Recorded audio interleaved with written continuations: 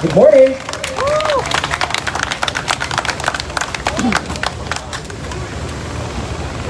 Sa ating pong minamahal na Sekretaryo ng Bansa, General Secretary Roy Simato,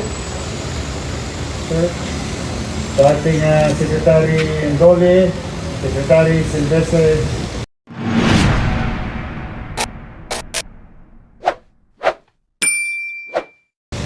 III,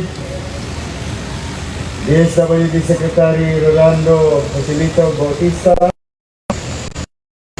ang aming minamahal na Chairman ng Metro Manila Development Authority, ang partner ng 17 mayor sa Metro Manila, Chairman General Danilo Lim, Congressman ng Cavite, 4th District, and our Chairman of the party, District Representative Congressman Elpidio Barsaga Jr. To Chairman Popoy, sa ating mga iba pang mahalagang bisita, andyan din si Secretary Dar, nakita ka kayo. Sorry, Secretary Dar of Department of Agrarian Reform, Agriculture, I stand corrected. And of course, Director Kenneth Amorao ng City of Manila, DPS, and to our Estero Ranger, Mandaragat, Baseco Ranger, na araw-araw na naglilinis ng body of water in the City of Manila. At sa lahat po ng mga mahalagang bisita sa DILG, si Undersecretary Densing, nandito rin, ang nire-represent na sekretaryanyo sa ng iba't iba pang pamilya ng ahensya ng gobyernong nasyonal. At sa lahat ng mga organisasyon na nandito, mga mamamayan na tunay na nagmamalasakit sa kapaligiran, mga friends in the media, the vloggers, napakaraming vloggers dito sa na hindi ko na sila kailang personal, pero kilala ko na sila sa mukha. At isa dyan, natutuwa ako si Andres. Isa po siyang banyaga. Pero mas pilipilo pa siya sa pag-uugali sa ilan. Mahal na mahal niya ang Maynila, mahal na mahal niya ang ating bansa. The members of the men in uniform of the Philippine National Police in Manila, headed by General Miranda. At sa lahat, hindi ko man kayo nabanggit, kasama na kayo sa binabanggit ko. Dahil maikli lamang, mainit, gusto kong mabilis, para hindi na kayo masyadong mapapad sa araw. Pero what is important today ay napakalaking bagay sa bawat batang Maynila ang okasyon na ito. For so many decades, this body of water, malapit sa ating lahat, Manila Bay, na binubuo humigit kumulang 10 probinsya at iba't iba pang munisipalidad at syudad. This is just one portion of the biggest problem that we are going to face mga ilang araw, ilang linggo, ilang buwan at ilang taon pa. But today is the beginning of a better day for Manila Bay. Kaya ako hindi lamang bilang sampunong lungsod,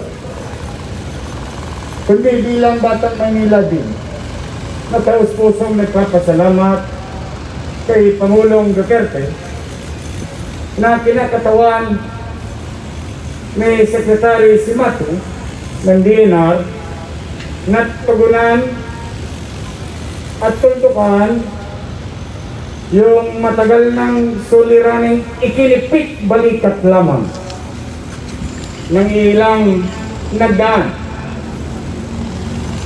Ngunit ngayon, nalulugod kami, Secretary Cimatu, at 10 ng inyong mga kasamahan sa departamento ng isang pinakamalaking partner ng siyudad ng Maynila to make it more healthier with air, healthier with body of water, and physical vibrancy of the city.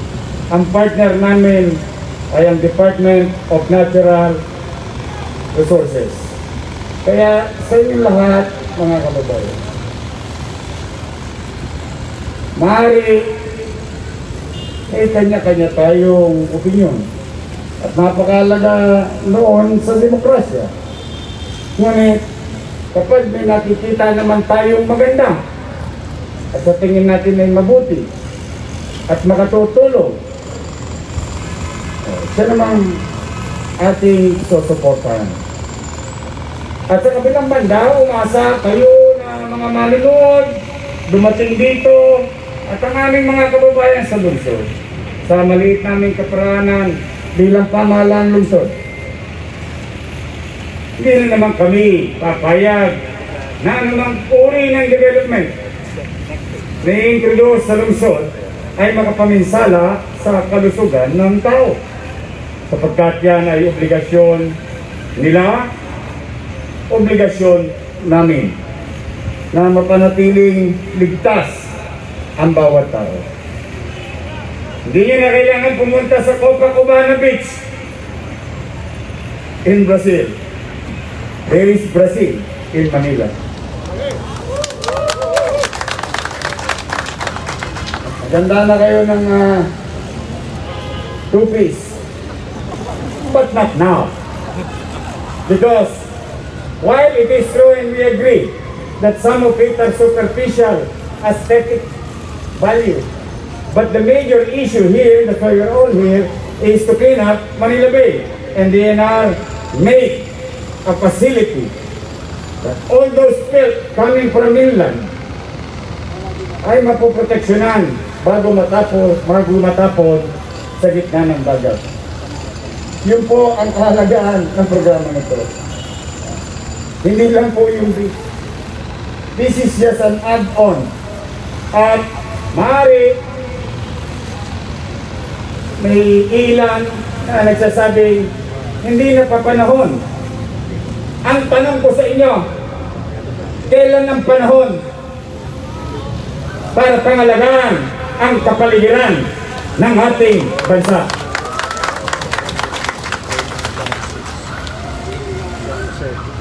Sometimes we in government masyado kaming susceptible to pleasing a lot of people just to get elected or to be in position, to the point wherein we are now turning populist instead of being objective. Marami ngayon, kaliwat kanan, nagmamadali. May panahon para sa politika. May panahon para sa pagkilala, pagbigay ng pagkilala sa mga taong nagsisikap, itaguyod ang aming siyudad at sana'y katulad din ng ibang siyudad at munisipyo at probinsya na nakapalibot sa 1,900 square kilometer of Manila Bay. Kaya malaki pa ho ang ating kaharapin. So sana ako naman nananawagan, huwag nyo nang idamay ang Maynila sa politika ninyo. Kailangan namin ito. Kailangan namin ng malinis na dagat. Kailangan namin ng malinis na ilog. Kailangan namin ng malinis na creek. Kailangan yon ng mga susunod na salinlahi namin. Let we pay the price today so that the next generation will have a better, vibrant city of Manila. We deserve it, mga kababayan ko. Sana po sa inyo, nakikisuyo ako, magkaisan muna tayo. Hindi kalaban ng DNR, andar, DSWD, yung mga taong gobyerno, hindi kalaban ng pamahalaan.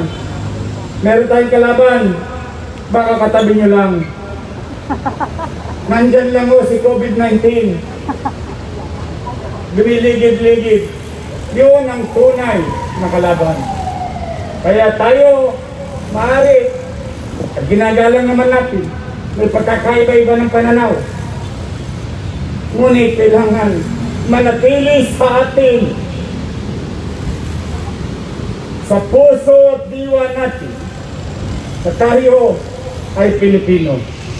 Pilipino na may responsibilidad sa kanyang bansa, sa kanyang syudad, sa kanyang komunidad. Yan po, mga kaibigan, mga kababayan na parito. Yan ang hinihingi namin sa inyo. Kaya sa inyo lahat muli, maraming salamat sa pagmamalasakit ninyo sa Maynila. Akalain nyo, kayo po ang promoter ng Maynila.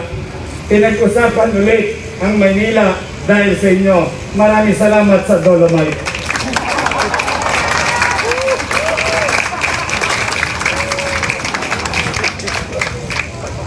Hindi na namin kailangan mag-promote. At nalulugod naman kami. Pasalamat na rin sa mga banyaga na nagpupunta rito ngayon. At talagang mas excited pa sila kaysa sa ilan natin mga kababayan. Ngayon, and let me be clear about our excitement. Our excitement is just one thing. But let me assure you, in our own little way, in the city of Manila, we will do our best in our own little way to really address COVID-19. Nandun pa rin kami. Hindi kami nalalayo ng direksyon. Hindi kami nalilihis ng pananaw. Yung panganib na nakaabang sa bawat isa sa inyo, sa bawat pamilya, miyembro ng pamilya nyo o kaanak, ipilitin namin magbuti. At sa pakikisa nyo rin, mamamayan at pamahalang nagkakaisa laban sa COVID-19 one way or another is just a question of time. We will succeed. Hindi pwedeng manalo ang virus sa tao. Kaya sa inyo po, mga nasa Kodli, thank you for coming. Excited na ba kayo? Excited na? O, huwag mo na kayo maligo ngayon ha, dinagamot pa yung dagat. Pero enjoy the view. Enjoy cleanliness. And last, nakikisuyo naman ako. O, tumuskas na gobyerno. Tama, mali. Ang laki ng gastos. Tama, mali. 2 taon na, nagpapagal si Secretary Simato at 10 ng kanyang mga kasamahan sa DNR. Hirap na rin sila. Bagay na tinutupad nila ang kanilang tungkulin. Modesty aside, we in the city of Manila, makisuyo naman sa inyo, palakpakan nyo ang aming mga Baseco Ranger, Estero Ranger, saka Mandaragat. Ang MMDA, DPWH, yan ang mga partner namin na nakikita nyo pumupulot ng basura dito. Basura ang hindi na namin tinuro kung kani-kanino. Lumanding dito sa Maynila, kakalawitin namin. Pero may pakiusap naman ako. O, matapos gawin at patuloy na gagawin at ayusin, makikiusap naman ako. Yung mga balat ng candy ninyo, pinag-inuman ninyo, pinag-chichahan ninyo, lagay niya naman sa tamang sisidlan. Maging responsable rin tayong mamamayan. May obligasyon din tayo. Hindi lang gobyerno nagpoproteksyon ng kapaligiran. Nananawagan ako sa lahat ng taga-lungsod ng Maynila at mga taong dadako sa lungsod ng Maynila. Nakikiusap ako at buong kababayan mo. Dumating kayong malinis, malis kayong malinis. Hindi naman siguro kabigatan yun. Pag yun, ginawa nyo, susuklian ko. Kami, na nasa pamahalang lungsod, ang may susuklian namin sa inyo, pipilitin namin maging mainam, maging masinop, at maging epesyente sa lahat ng uri ng suliraning kinakaharap ng bawat pamilyang Manileño sa ating lungsod. At pipilitin namin na kayo pumupunta rito maging panatag at ligtas. No harm will come to you. We'll do our best. Yun ang aming sukli sa inyo, mga kababayan. So tulong-tulong, pagkakaisa, pagkakaunawaan at pagmamalasakit sa kapwa. Yan, siguro ang paalala sa atin ng Manila Bay. Magandang umaga po. Pagpalain mo kayo na ang pong may kapal. Manila! Focus!